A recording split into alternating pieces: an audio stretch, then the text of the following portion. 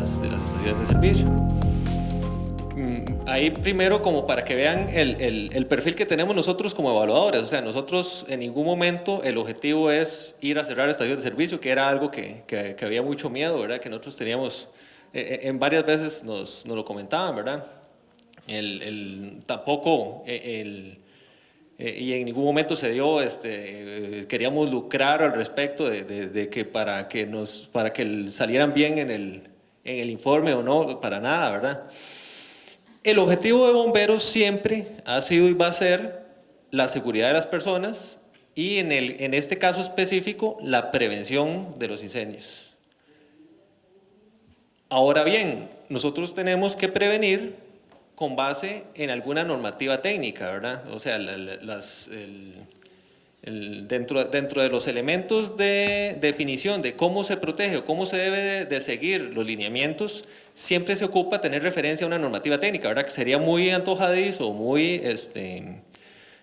causaría mucho caos, por decirlo de alguna manera, que uno vaya a dar los veredictos o las evaluaciones de acuerdo a la perspectiva de uno o lo que sintió en el momento o algún elemento que le da uno duda, sino que nosotros dentro de las evaluaciones y algo que hemos enfatizado mucho para tener trazabilidad y para tener concordancia entre diferentes aseveraciones que hagamos los diferentes evaluadores es basar todos los elementos en una normativa.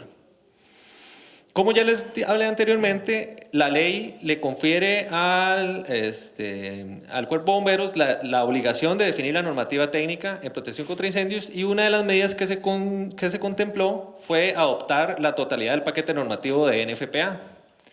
NFPA tiene más de 100 años de estar desarrollando la normativa técnica. En Costa Rica pasa una peculiaridad, bueno, ni tan peculiaridad porque es algo que se repite en la mayoría de países, y es que la mayor causa, la mayor probabilidad que tiene una edificación de sufrir algún accidente por incendio está en la parte eléctrica. Entonces, la NFPA, como vio eso hace muchos años, ellos, a nosotros a veces nos da, no sé, es un elemento interesante, pero nosotros lo que estamos es prácticamente aprovechando el conocimiento que ellos han tenido por los incidentes y lamentablemente por las muertes que han habido en Estados Unidos. Entonces, ellos con todo ese bagaje han hecho una gran cantidad de normas, yo creo que ahora andan entre 300 y resto, y una de ellas es la NFPA 70. La NFPA 70, ya como para ahondar en la pregunta que me hacen al inicio, la norma 70 desde los años 70, es vacilón, ¿verdad? Pero coincide, desde los años 70 ya se empieza a incorporar dentro de los códigos que define el CEFIA para la reglamentación eléctrica de Costa Rica, ¿sí? ¿Por qué nos adaptamos a la NFPA en lugar de normativa europea, en lugar de alguna otra normativa? Bueno, primero por lo que hablamos, son más de 100 años de experiencia en diferentes normativas. Y segundo, para nadie es un secreto que si bien aquí hay importaciones de diferentes lugares del mundo, la mayor cantidad de equipos, de elementos de protección contra incendio y otras índoles, la mayoría son o importados de Estados Unidos o fabricados en otras latitudes, pero bajo normativas de Estados Unidos. Y eso, digamos, uno también se da cuenta dentro de las estaciones de servicio. Las estaciones de servicio, la mayoría de equipos son equipos importados o de fabricantes estadounidenses o fabricados en otros lugares, pero bajo la normativa.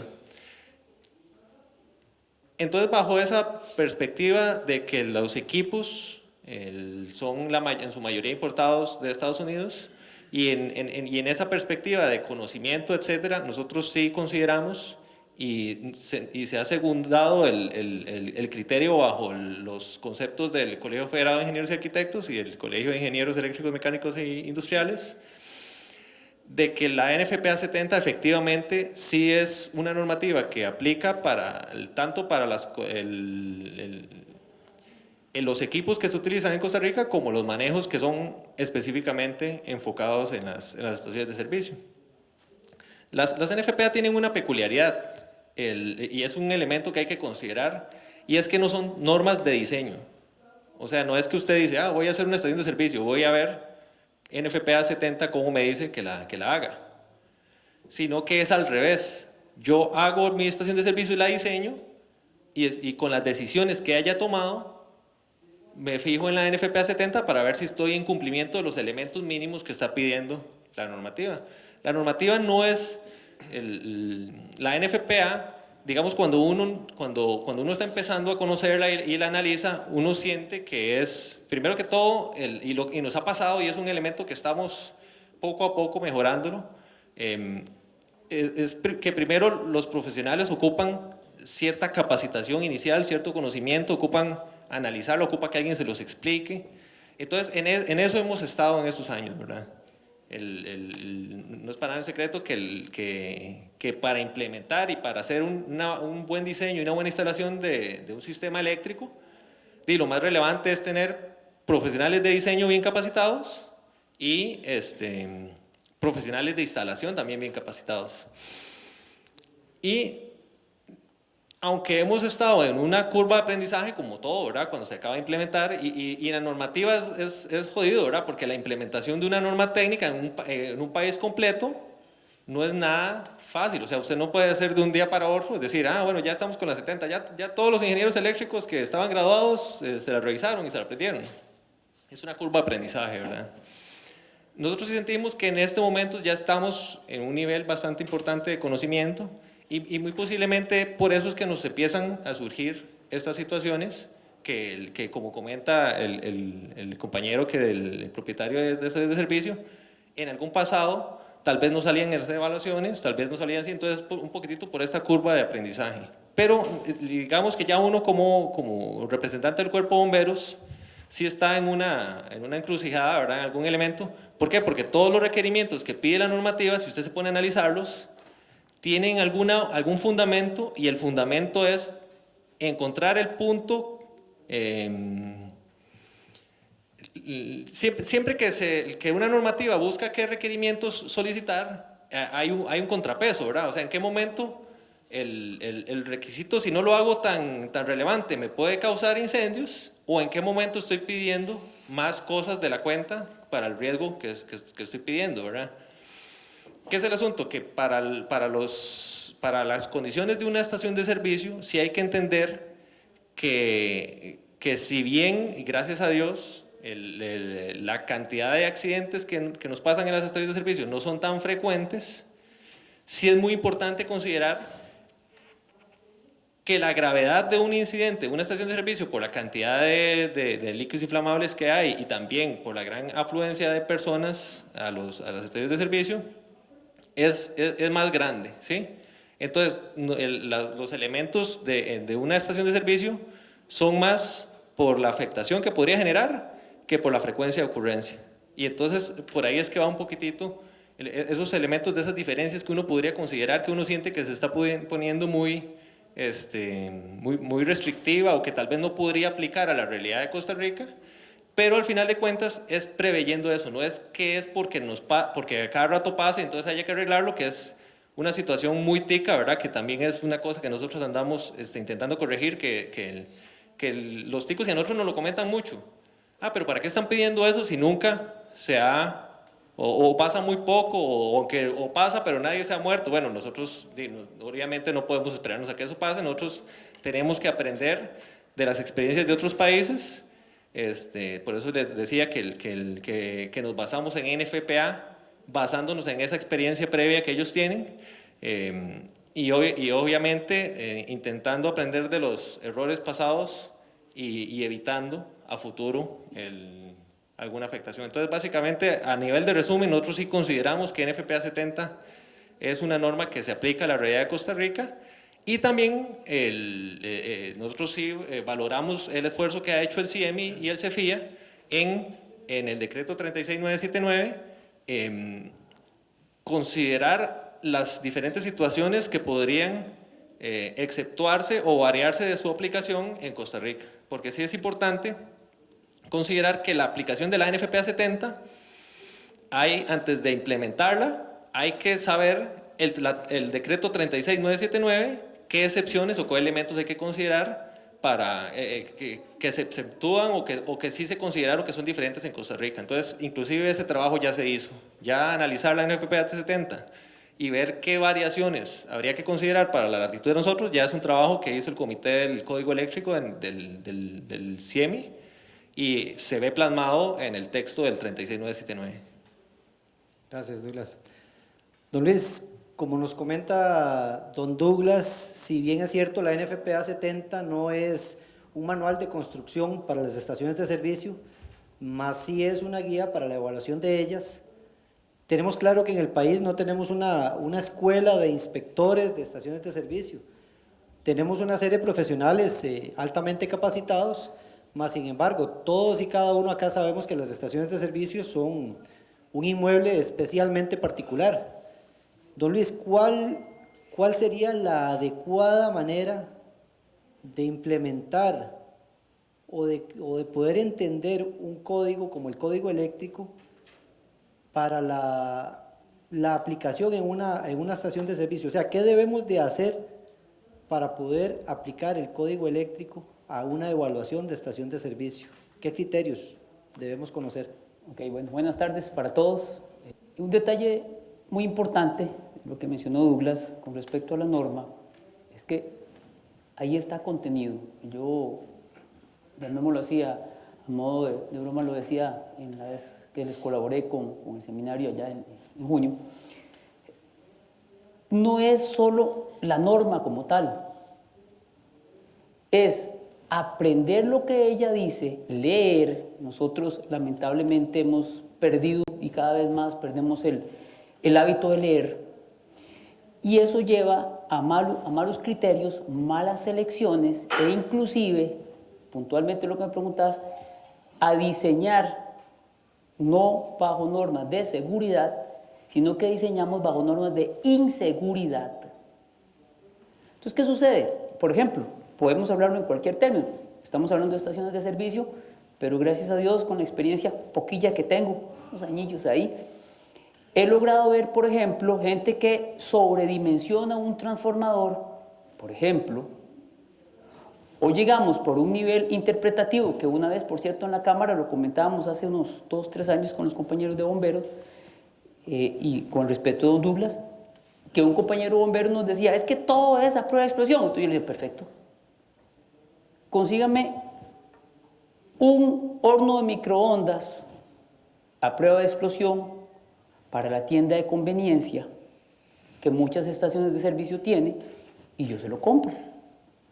Y le decía, y deme todavía, en ese momento inclusive no se estaban implementando los datáfonos estos inalámbricos, consígame un datáfono inalámbrico a prueba de explosión y nos hacemos de plata los dos. ¿Por qué? Porque ciertamente tenemos la norma, tenemos la indicación, tenemos un libro que nos muestra cómo hacer las cosas, pero tenemos que hacerlo de la mejor forma, conscientes, como dice don Douglas. Claro que tenemos que respetar lo que dice bomberos, pero no volvernos locos en exagerar en los criterios para una estación de servicio. Aquí está don Alberto, gracias a Dios logré conversar con don Alberto, tengo una excelente amistad y un acercamiento como parte de funcionario de Recopi, la experiencia, y les comento que sí, vamos a trabajar desde el colegio, inclusive lo que mencionaban ustedes, no solo ahora es la gente del CIEMI, sino más bien, y Carlos, aquí un compañero que hemos estado en los cursos de CAP, se está incorporando muy fuertemente y con mucho respeto, se los digo, aunque no pertenezca a ese colegio, la gente de ACIMA, la gente del colegio en mantenimiento. De hecho, es gente del tecnológico. Estamos en el comité de coger el toro por los cuernos, disculpen la expresión, para hacer el análisis de ciertos elementos que se están proponiendo utilizar o que estamos tratando de dilucidar si es para una división 1 o una división 2. Muchos de ustedes ya podrán saber de cuáles elementos estamos hablando. Entonces, ¿qué es lo que sucede? Tenemos la norma, tenemos bombero, todo es mucho respeto, pero sí tenemos que tener un criterio para seleccionar, para que si ustedes me contratan, don Hugo me llama y me dice, bueno, Luis, ayúdeme con mi bomba, yo voy a decir, y no, para quedar bien, y le voy a meter, no sé, un tubo sobre otro tubo, más otro tubo y otro tubo y otro tubo, entonces pongo 7 tubos, uno sobre otro, va a ser lo más seguro. Pero cuando yo le haga la propuesta a don Hugo, me va a llamar cuando consulte a otro ingeniero y le va a decir, no, Luis se volvió loco, está loco, está diseñando no con seguridad que establece el NEC o NFPA 70, sino que está diseñando con inseguridad. Eso no significa que no hagamos caso a bomberos, reitero, pero sí tenemos que tener muy claro lo que vamos a diseñar. Y por otro punto, importante es que el criterio profesional es muy valioso respecto a los demás profesionales, compañeros, pero hay que tener en cuenta esto, no todos saben de estaciones de servicio. Y ustedes, señores y señoras dedicadas a esta actividad, no porque yo llegue y le diga que soy ingeniero electricista, inclusive lo hablábamos con Carlos, con los profesores en estos días del CAP, con que yo sea ingeniero electricista, eso no me faculta a mí para decirle qué está bien y qué está mal, porque es muy importante la experiencia. Eso tiene que quedar muy, muy claro. Usted puede andar con el NEC como desodorante aquí debajo. Yo puedo tenerlo. ¿Y cuántas veces tenemos en la casa un adorno ahí puesto? ¿Y? Entonces, ajá. Eso comentaba con don Eladio ahora, y un detalle muy... Yo siempre, y no es porque estés aquí, Eladio, siempre aprendo mucho de don Eladio. ¿Por qué? Y eso yo lo he hecho para el cassette mío, y me robo ya le robo varias cosas ahí, sin saber. Bueno, sí sabe. No es lo mismo una estación de servicio en Tilarán, por ejemplo, conozco ahí un compañero que es de allá, las condiciones versus las condiciones en Cristo Rey o en Servicentro Corazón de Jesús. Es otra altura, otra temperatura. Entonces, como les decía la vez anterior en el Congreso, usted tiene que tomar una foto y analizar ese entorno real que usted tiene. Y como decía ahora Douglas, no es que es una receta mágica que yo digo, bueno, ¡tin! Listo, Servicentro de don Eladio, listo, ¡tin! No. La persona que tiene que ingresar a ver sus equipos, a ver su diseño, tiene necesariamente que saber. Facultado, sí, pero tiene que saber. Usted a mí en este momento me llama y me dice, Luis, usted me puede hacer una instalación de, no sé, ¿qué puede ser? ¿Qué se me ocurre? Paneles solares, por más de que he llevado los cursos y tal cosa, porque Recope me está capacitando en energías. Con toda honestidad le digo, no, José Miguel, paso. Le recomiendo al compañero Douglas que sabe mucho de paneles solares. Esa ética también hay que inculcarla en el profesional actual. No se vale, y yo sé que estamos feos, como decimos ahora económicamente, pero no se vale que yo me haga un animoso y le diga, claro, traiga, yo le firmo. El canopy. Sí, el canopy está muy bien, guindando del surtidor. Dice, ¿cómo? Un canopy, ¿qué está hablando? Pero yo le firmo.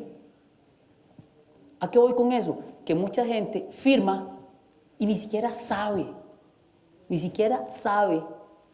lo que hay en una estación de servicio. Gracias, Luis. Ahora, tal vez hace un tiempo a la DGTCC de MINAE llegan una serie de denuncias indicando que algunas estaciones no cumplen con muchos elementos que les pide el decreto 30.131. Sin embargo, MINAE, su departamento técnico, se dedica a estos casos, empieza a revisar, y muchas de esas denuncias pues no tienen fundamento, son denuncias antojadizas y se empiezan a rechazar con su debido fundamento.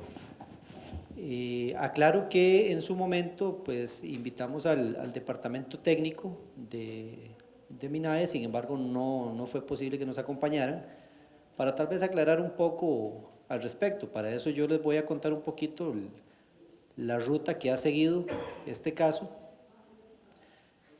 Estas denuncias en su momento se enfocan a diferentes elementos en general de la estación de servicio. Más recientemente se enfocan a los a los ductos que protegen los cables eléctricos que están tanto debajo de los dispensadores como en las bombas sumergibles. El famoso VIEX que conocemos nosotros de la estación, que en realidad no se llama VIEX, no es un VIEX. Ok, este tema ha sido pues estudiado por la DGTCC, ha sido analizado, no ha sido dado a la ligera. En la Cámara se creó una comisión técnica con el apoyo de diferentes expertos en la materia, profesionales en ingeniería eléctrica, a fin de revisar, a fin de tener un criterio más claro de lo que nos dice la NFPA 70 para estas zonas y a ver si bien estamos pues interpretando mal o de verdad cometimos un error. Como lo dijimos en un inicio, el encargado de interpretar el Código Eléctrico Nacional es el CIEMI, no es esta comisión, no es el MINAE. El MINAE, sí aclaro, ha tenido muy buena disposición, inclusive se ha reunido con nosotros, con la comisión, a razón de revisar, a razón de ver qué nos dice la normativa y ver dónde estamos situados en este momento. Hay un tema que no solamente es, viene un ducto nuevo, ok, reemplacémoslo. Ustedes como gasolineros saben que no es lo primero que cambian en la estación. A lo largo del tiempo la normativa ha ido cambiando, ha ido mejorando y pues hoy en día se cuenta con una estación completamente diferente a la que se tenía hace 34 años. Además de eso, y lo vamos a tocar un poquito más adelante, está un tema respecto de certificaciones CAP. Ahorita les voy a aclarar un poquito más respecto de este tema. Sin embargo, como nos dice don Luis, no es solamente implementar y póngale más, que queda más bonito. Esto sería el mismo ejemplo que viajemos en nuestro vehículo que ya tiene por sí un dispositivo de seguridad, cinturón, algunos tienen bolsas de aire y que yo quiero asegurarme un poquito más y pues voy a usar el casco de automovilismo, voy a usar guantes, botas, traje antifuego. Correcto, es mejor, hay una mejor protección, pero ¿dónde está la factibilidad de esto? ¿Dónde está la eficiencia? Me gustaría tal vez que don Douglas, que como les comenté, ha tenido amplia experiencia, él no solamente es ingeniero, sino que también pues, ha participado en las inspecciones a nuestras estaciones. Puede conocer mejor que muchos ingenieros de qué tipo de ductos estamos hablando, cuál es la diferencia que estos ductos presentan. Don Douglas, ¿usted nos puede ilustrar un poco más cuál es la diferencia? No solamente en el sentido de que uno puede ser mejor que el otro, sino para qué se aplica cada uno de estos ductos y por qué hoy en día podemos hablar que lo que se pretende implementar probablemente sea un poco más de lo que debería requerir la estación. ¿Nos puede ilustrar, don Douglas? Sí, la gente siente o piensa o tiene la falsa percepción de que todo se puede hacer con una receta de cocina o con un traje a la medida y le dicen, las estaciones de servicio usted siempre pone tal bomba y siempre pone tal tubería y siempre pone, y eso no es así. De hecho, nosotros cuando hicimos las inspecciones, obviamente por la magnitud, por la frecuencia, por la cantidad que había que hacer, etcétera, nosotros tenemos que encontrar estrategias de evaluación que nos permitan determinar la seguridad de la estructura, pero con una eficiencia, ¿verdad? Y entonces nosotros lo que optamos fue por pedir la certificación del ingeniero eléctrico, ¿sí? El decreto 36979, que es el que define el código eléctrico en Costa Rica, le da las facultades, o sea, quien tiene que diseñar y velar porque una instalación eléctrica esté en buenas condiciones en Costa Rica de acuerdo a la ley, bueno, de acuerdo a la jurisprudencia, ¿verdad? Que en este caso sería el decreto 36979, la responsabilidad de hacer una instalación eléctrica apropiada en cualquier edificación de Costa Rica, en cualquier construcción nueva o remodelación, es el profesional responsable que haga la instalación eléctrica, ¿sí?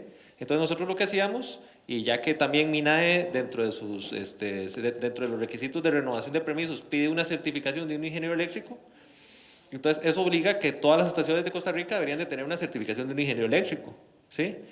El ingeniero eléctrico es quien tiene que haber revisado ese traje a la medida, ¿sí? ¿Vamos bien por ahí? Ok, entonces, ¿por qué hago esa introducción? Porque dentro de los lugares peligrosos hay diferentes clasificaciones, ¿sí? Y para cada clasificación hay diferentes metodologías de protección contra incendios, ¿verdad? Usted puede implementar diferentes elementos. Y entonces eso me lleva a extenderme un poquitito más, tal vez en la explicación, como para explicarme mejor, a las clasificaciones de las zonas de riesgo, ¿sí?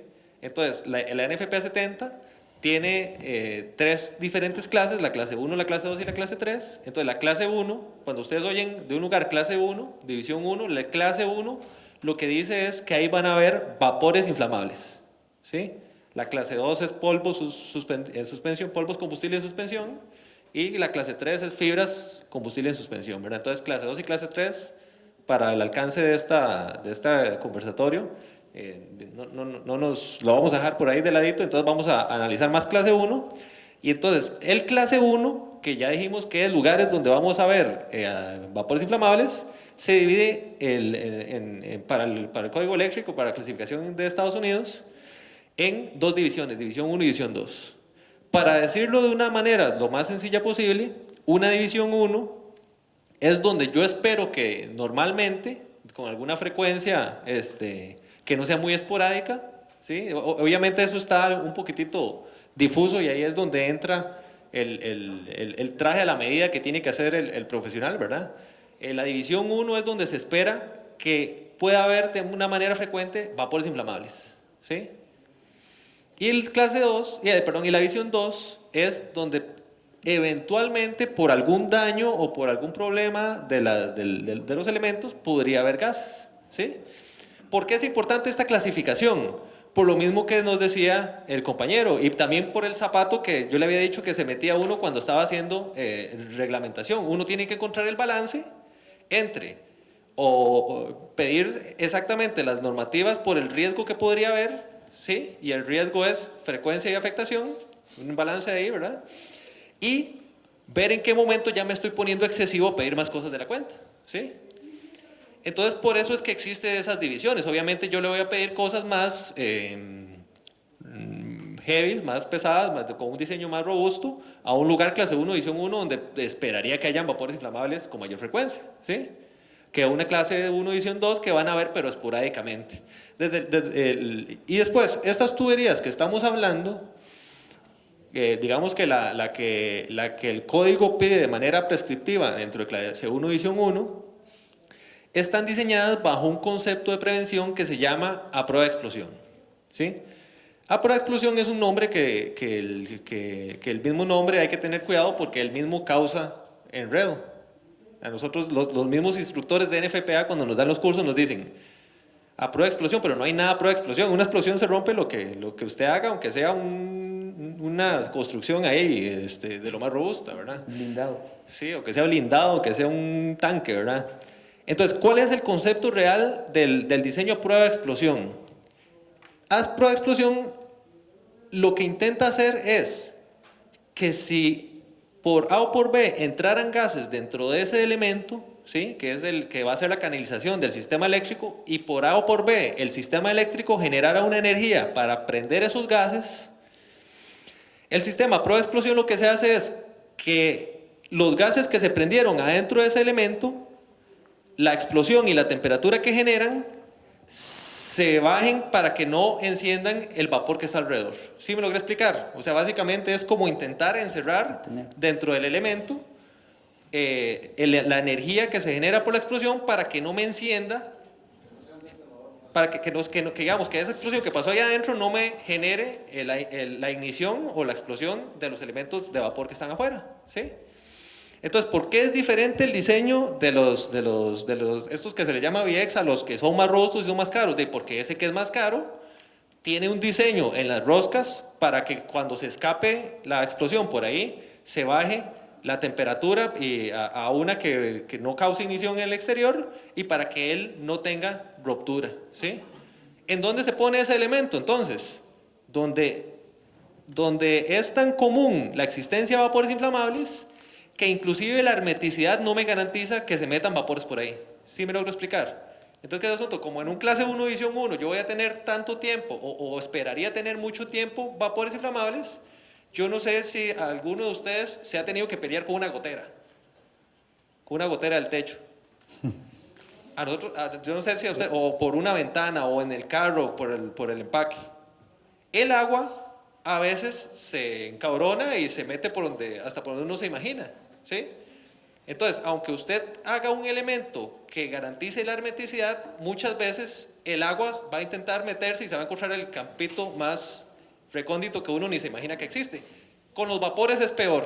Los vapores es un estado donde las moléculas están más separadas, donde digamos que cada grupo está menos separado, más fino, por decirlo de alguna manera, y entonces podría encontrarse por dónde meterse hasta cuando yo haya hecho el diseño, de manera que sea hermético, ¿sí? Entonces, digamos que estos elementos que son más robustos, lo que buscan es eso. Si mi diseño, por un lado es hermeticidad para que no se me metan los vapores ahí, el otro elemento es que ese mismo elemento, si por A o por B fallara la hermeticidad y se me metiera el gas, que ahí adentro, si hay una ignición, no me cause la detonación hacia afuera, ¿sí? Entonces, ¿dónde hago yo ese elemento tan robusto? Que vea que inclusive estoy duplicando los elementos de protección. ¿Por qué? Porque estoy haciendo algo hermético y además, si fallara eso hermético, estoy conteniendo la ignición adentro del elemento. ¿Dónde hago yo eso?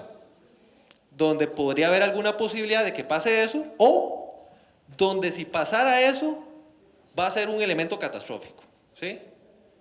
Entonces eso va a ser los lugares de clase 1, edición 1, ¿sí? Sí, porque lo que pasa es que es más caro la afectación humana o la misma afectación a ustedes como operadores, ¿verdad? Que nunca haya pasado. Aunque es que lo que pasa es que ese elemento sí ha pasado en otras latitudes, o sea, de hecho sí se consideró dentro del NEC, es o porque se determinó que existe alguna posibilidad o porque ya pasó en algunas emergencias. Don Emilio. Digamos que ese análisis ya lo hizo NFPA 70, ¿sí me explico? Yo tengo una duda al respecto, tal vez antes don Luis hablaba de que no es igual diseñar para una gasolinera en Tirarán o San Carlos o Cartago por zonas diferentes. Este código o esta normativa es una normativa gringa, probada en Estados Unidos. Me imagino que todas las pruebas han sido allá. Mi pregunta es, ¿cuántas pruebas se hacen en Costa Rica para saber si esta copa explota por tanto calor y por tanta altura, o nada más estamos regidos por lo que dice las pruebas que están hechas en Estados Unidos? Sí, hay que tener varias situaciones, ¿verdad? Si bien las condiciones pueden variar de un lugar a otro, sí, el comportamiento de los gases y las temperaturas de ignición y los posibles rangos, primero que todo, sí coinciden entre Costa Rica y entre Estados Unidos. Digamos que Estados Unidos lo que tiene más bien son, como le dijera, rangos de temperatura muchísimo más grandes de Costa Rica, entonces sí comprenden los mismos de aquí. Sí. Sí, pero digamos que de lo que estamos hablando no es electricidad estática, sino emisión de vapores inflamables. Entonces, aquí el meollo del asunto es, y lo que sí podría afectar las condiciones es en qué momento yo voy a tener vapores inflamables o no. ¿Sí me logro explicar? O sea, tal vez yo sí podría tener una condición muy fría en la que definitivamente sí se haga más difícil que hayan vapores inflamables, o tenga un diseño de los contenedores de manera que se baja mucho la probabilidad de que hayan vapores inflamables, pero como les repito, ya eso es un traje a la medida para cada estación de servicio y para cada condición. Nosotros sí nos encontramos, y digamos que es un elemento que digamos que tenemos que considerar, y es que, y de hecho me pasó a mí, o sea ni siquiera es que yo les digo que como las dudas que ustedes tienen, ¿verdad? Que NFPA 70 los hizo, etcétera, sino que me pasó a mí, y es que por lo menos en las fosas donde está la bomba sumergible, las bombas, es muy alta la probabilidad de que hayan vapores inflamables. Nosotros cuando hacíamos las inspecciones, como andábamos cámaras y andábamos tablet, en la medida de seguridad que tomábamos para entrar a lugares clasificados, porque a lugares clasificados uno no puede entrar con equipos que no sean clasificados, excepto que uno pueda censar las condiciones de la atmósfera que hay ahí, ¿verdad? Entonces nosotros andábamos un equipo que se llama explosímetro, ¿sí? El explosímetro básicamente lo que hace es ver si hay una atmósfera inflamable o no y avisarle a uno para no meterse ahí, ¿sí?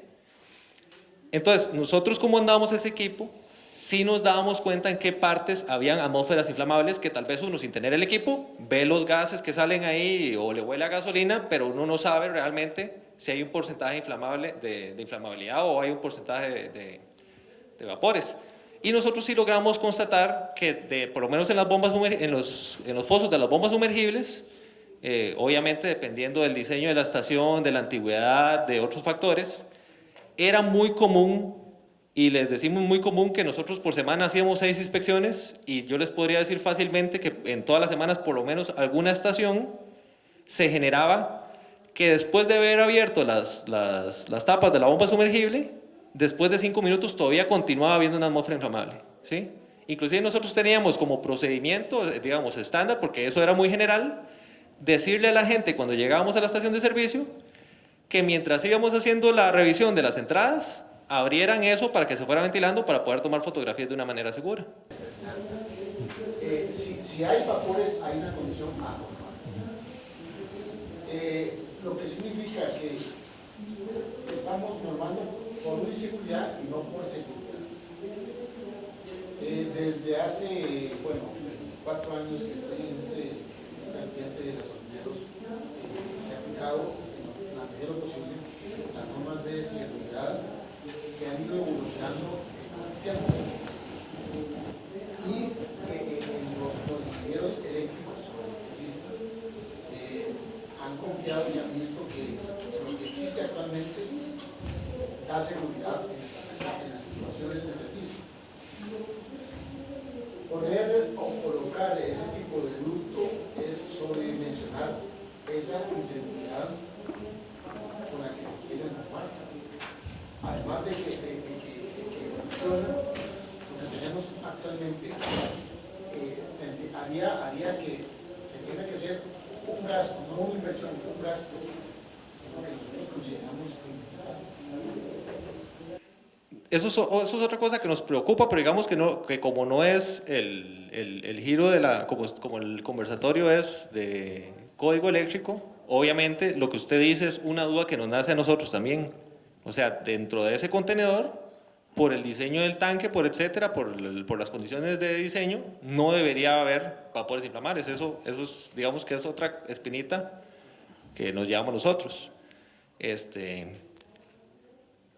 Pero bueno, la realidad de la situación es que bajo ciertas condiciones, ya sea o de temperatura o de reciente llenado del tanque, en varias estaciones de servicio, Sí. deben de haber varias condiciones. Lo que nosotros pudimos determinar. Sí. De hecho, don Eladio, eso fue Completamente de parte acuerdo. de lo que conversamos en su momento con don Douglas, porque don Douglas nos decía, ok, en el buen funcionamiento de la estación de servicio, esas zonas no deben tener vapores, más sin embargo en las inspecciones, inclusive no a sentidos del cuerpo humano, sino ya con tecnología, ellos podían determinar que el ambiente que en ese momento se encontraba, pues era un ambiente explosivo.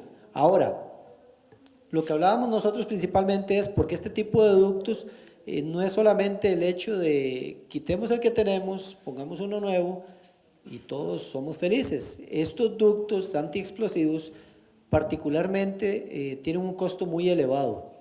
Inclusive nosotros llegamos a recopilar un poco de información con ustedes donde las cotizaciones, donde el reemplazo de los mismos, hablamos desde 2 millones de colones hasta los 8 millones de colones. ¿Por qué? Porque dependía del largo de la manguera, dependía de la cantidad de mangueras y dispensadores con las que cuenta la estación de servicio, e inclusive un punto donde don Douglas nos ilustraba algo muy, muy particular. Nosotros decíamos, ok, este ducto se va a aplicar a la potencia llámese potencia, la corriente eléctrica que llega tanto a la bomba como al dispensador y también a la señal. Sabemos que los dispensadores, las bombas tienen una señal en que se comunican y este también debía de ser reemplazado. Don Douglas tocó una parte muy importante de la NFPA 70, donde inclusive se habló de elementos intrínsecamente seguros. Intrínsecamente seguros, pues cuesta inclusive pronunciarlo, pero era algo donde inclusive viene la parte del diseño que nos hablaban ellos hace un momento, donde no es simplemente reemplacemos.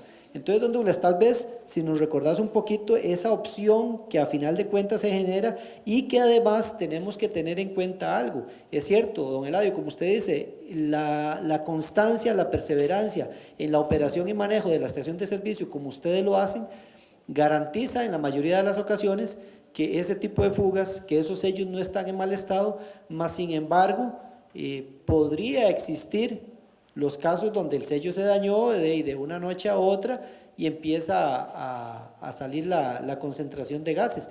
¿Cómo manejar esto? Entonces, una opción donde tal vez el gasolinero, ese elemento de dinero que obviamente a todos nos atañe, cuánto tiene que trabajar y operar la estación de servicio para poder afrontar una breve remodelación como esta, puede ser también aplicable a un tema margen, porque sabemos que no es un lujo, no es pintura, es también un tema de seguridad. Entonces, don Douglas, tal vez nos ilustras un poquito brevemente, porque ya vamos llegando al final, y tengo una preguntita para don Luis respecto de los CAP.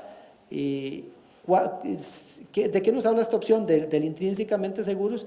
Y es parte de lo que hablabas del diseño, del traje a la medida. Sí, tal vez para contestarle un poquitito al señor, llegar a la conclusión de qué tan excesivo, qué tan poco excesivo es un elemento, es un análisis que es bastante complicado y que vea que estamos analizando una situación que es específicamente para las estaciones de servicio, pero en el diseño de una normativa como el NEC, habría que analizarlo para todas las condiciones, para los clase 2, para los clase 3, para condiciones de GLP, etcétera.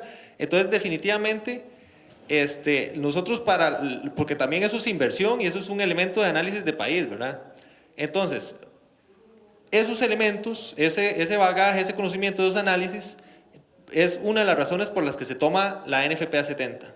La NFPA 70, si bien nosotros somos conocedores del tema y analizamos las situaciones, la NFPA 70 se está renovando constantemente y tiene también años de trascendencia, ¿verdad? Entonces, ahí sí, digamos que hacer un análisis para poder decir que en Costa Rica los lugares clase 1, edición 1, son menos peligrosos o menos riesgosos que en otras latitudes, no es algo que se pueda hacer de la noche a la mañana, e inclusive ya si nos pusiéramos a analizar detenidamente a qué los llevó a llegar a esa conclusión, en algunos casos que lo hemos analizado, llegar a tal situación, la mayoría de las veces vamos a llegar a la misma conclusión. De hecho, lamentablemente no les puedo dar el caso porque digamos que yo tengo cierto conocimiento de la NFPA, pero ya saberme como la historia de cada uno de los puntos que están en las, no sé cuántas páginas tiene la NFPA 70, 700, 800. Todas las páginas. Saberse si pensás en la 101, en la NFPA 30. Sí, saberse o sea, cuál fue la emergencia que nos llevó a la situación de cada punto de la NFPA 70 es muy difícil, pero sí les puedo garantizar que eso no fue nada antojadizo. De hecho, haber llegado a la conclusión de que un clase 1, edición 1, además de la hermeticidad, hay que tener otro elemento de protección, tiene que haber pasado por una emergencia o por varias emergencias. Ok, ¿qué es lo que pasa? Mi posición, porque yo voy a estar, y suena feo hablar de yo-yo, ¿verdad? Pero fui llamado a la comisión del colegio para ver este tema. Y puedo adelantarles mi criterio, porque es mi criterio y va a prevalecer. Resumiendo lo que decía don Eladio, lo que preguntaba don Jaime. Si usted tiene una zona 1, clase 1, división 1, usted toma la foto, esa es su situación. Si usted tiene una división 2, usted toma su foto y esa es su situación. Si usted no da el mantenimiento, es otro tema. Pero eso no obliga a que yo tenga que comprar todo clase 1, división 1, porque entonces todos deberíamos estar obligados a tener un Volvo, no sé, CX40, creo que estaba un día esto leí que era el carro más seguro del mundo. Todos. Y no es así. Entonces, mi posición, cuando ya me siente esta semana en el Colegio de Ingenieros, va a ser esa. El hecho, y se los digo con todo cariño, que don Jaime, sentido figurado, no le dé mantenimiento a su estación de servicio, no nos obliga a todos los demás a que tengamos que hacer un cambio y todos pasemos a hacer división 1. Y para quitarme de lo que está diciendo don Luis, eso es un elemento a considerar dentro de la definición de la normativa y dentro del traje de la medida que tiene que hacer cada profesional que haga una certificación eléctrica.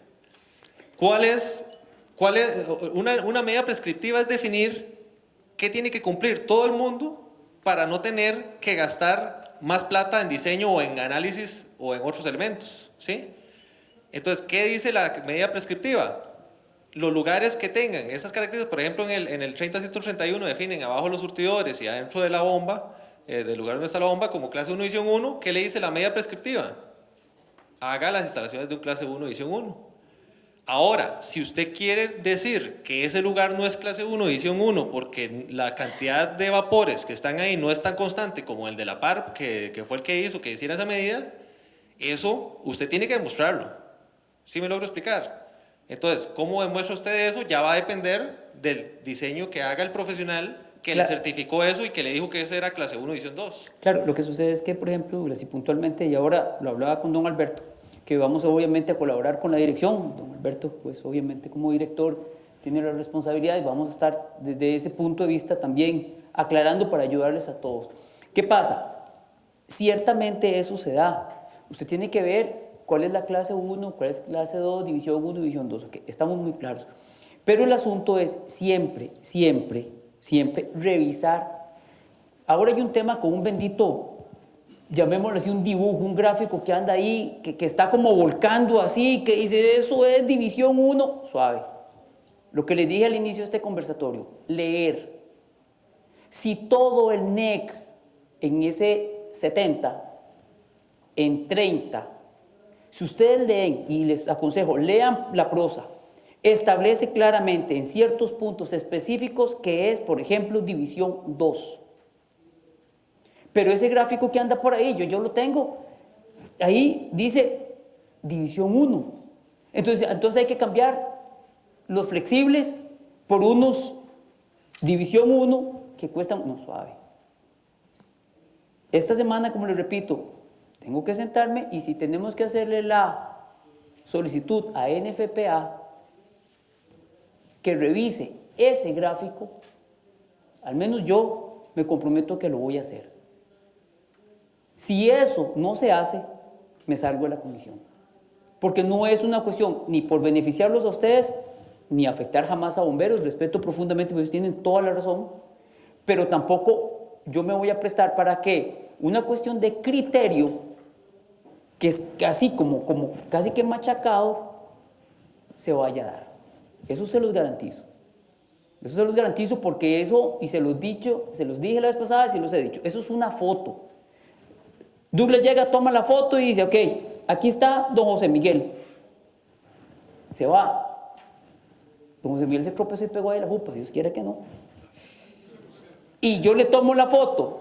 Yo puedo increpar a mi amigo Douglas y decir que esa no es la foto de José Miguel porque véanlo ahí con la cabeza partida. Por eso esa división, siempre, recuérdenlo, y las capacitaciones, no sé cuántas he llevado, no sé, ya yo no sé, ya yo estoy como para desaprender más bien. ¿Qué pasa? Es eso. Usted tiene claro qué es división 1, qué es división 2. Listo. Si usted no da el mantenimiento, ok. Ya eso es otro tema. Es otro tema. ¿Ok? Es otro tema. Pero entonces, eso tiene que quedar muy claro. Se lo comentaba don Alberto ahora. Lo hablé con la gente del Colegio de Ingenieros. Carlos no me deja mentir, que creo que fue un tema que conversamos ayer, antier, ya ni sé más, entre todo lo que hablamos y que Cartago va a ser campeón. Eso ténganlo por seguro. ¿Cierto no? Ahí estamos. Ok, entonces, eso quiero que les quede claro. Ese es un tema que ahora está candente con esto. Lo de las UBIs, porque yo sé que creo que ya el tiempo está favor. premiando, nos está. Lo de las UBIs, vean, hay un tema interesante en esto, y voy a ser muy rápido. Hay que tener cuidado con estas cuestiones de las UBIs, la parte de certificación. ¿Por qué? Porque puede llegar Luis Calvo, no puedo, obviamente, pero yo llego y le digo a la estación, Pablo, bueno, ok, yo soy CAP, el CAP es que tengo el certificado de actualización profesional, y también otro anuncio ahí, de hecho, estamos en conversaciones ya con la gente, con don José Guillermo y otra gente ahí del Colegio de Ingenieros, para que eventualmente, vamos paso a paso, exista un CAP, ingeniero electricista, especialista en estaciones de servicio. Para que no solo les cubra a ustedes claramente ese concepto, que no sea lo que a mí me parezca, que yo le diga a don Eladio, sí, el surtidor ahora lo ponemos ahí, de ahí no sé, si usted lo puede poner sobre un tanque. O sea, no.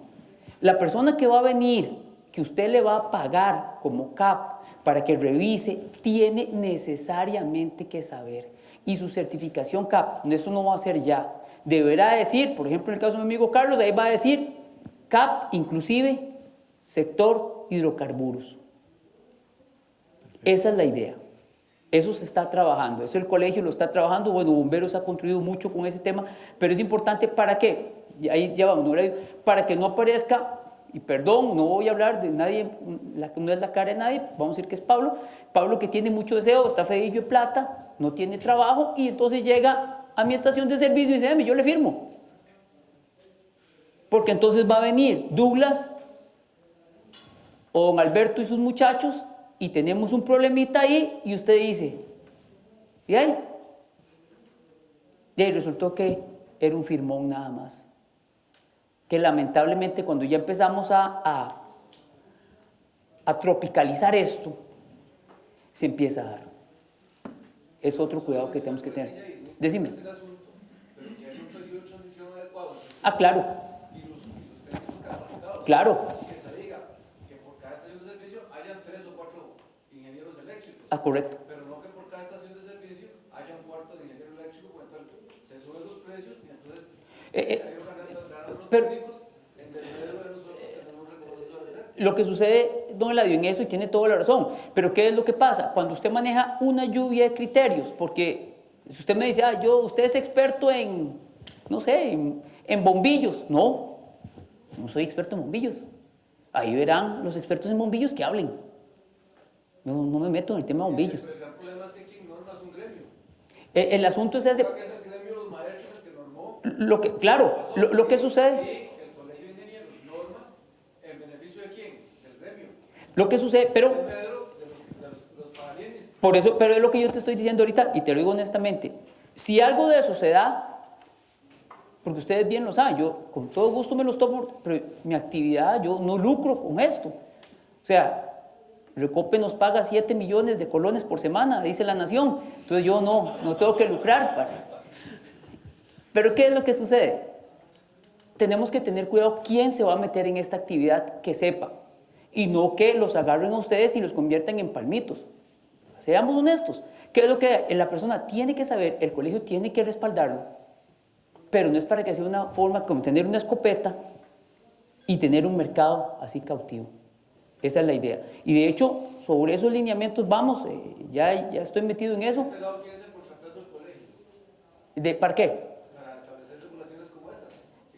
¿Quién hace el contrapeso? En este caso soy yo. ¿Solo vos? No, hay otra gente, se está incorporando alguna gente de gente que trabaja para ustedes. Hay un muchacho, Hernán Berrocal, que lo están llamando también a la comisión, un muchacho Barrenechea. Yo estoy proponiendo un par de miembros de los que hemos estado en la comisión. Ténganlo por seguro, se los garantizo, que si yo me voy a meter en esta cuestión, tiene que ser algo que realmente ustedes lo vean clarito. Sí, y lo saben, porque yo no me dedico a esto. Sí me dedico, pero no me dedico. Entonces, si yo estoy, ustedes pueden decir, es que ya está, claro. No, señor.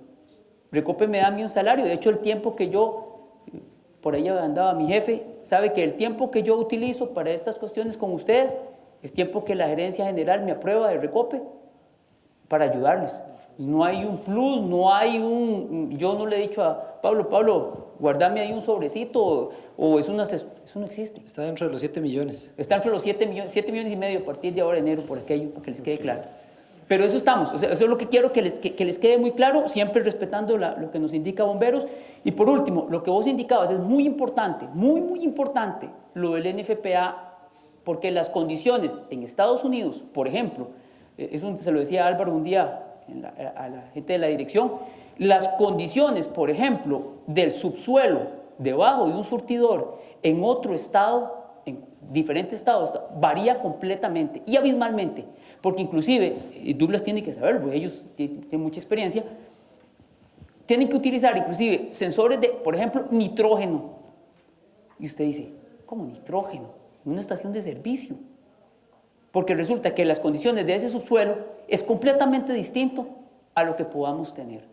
Entonces, si hay un temita ahí medio, pero en realidad es ley, tenemos que acatarla.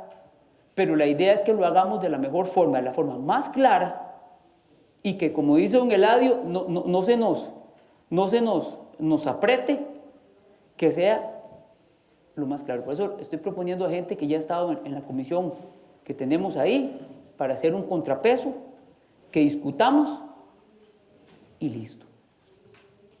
Perfecto, don Luis, muchísimas gracias. Bueno, aquí me gustaría a mí hacer una conclusión respecto del tema, que si bien es cierto, aunque existen diferencias, aunque existen nublados, tanto la Cámara como en general los profesionales que se dedican a dar servicios, pues están detrás de esto. MINAE no lo está llevando a la ligera, MINAE no está simplemente dejando esto pasar, dependemos, y como decía don Douglas en un inicio, de lo que le permite la ley hacer a cada institución, por lo tanto no nos podemos adelantar. Estamos siempre en busca del criterio técnico de profesionales y a partir de acá, como les dijo don Luis, pues esta comisión viene a conformarse, se va a estudiar el caso, vamos a mantenerlos informados de qué es lo que va sucediendo. Nosotros seguimos detrás del tema. Y además quisiera agradecer a los caballeros, don Hugo, don Douglas, don Luis, por el tiempo, la experiencia que nos regalaron. Gracias a todos.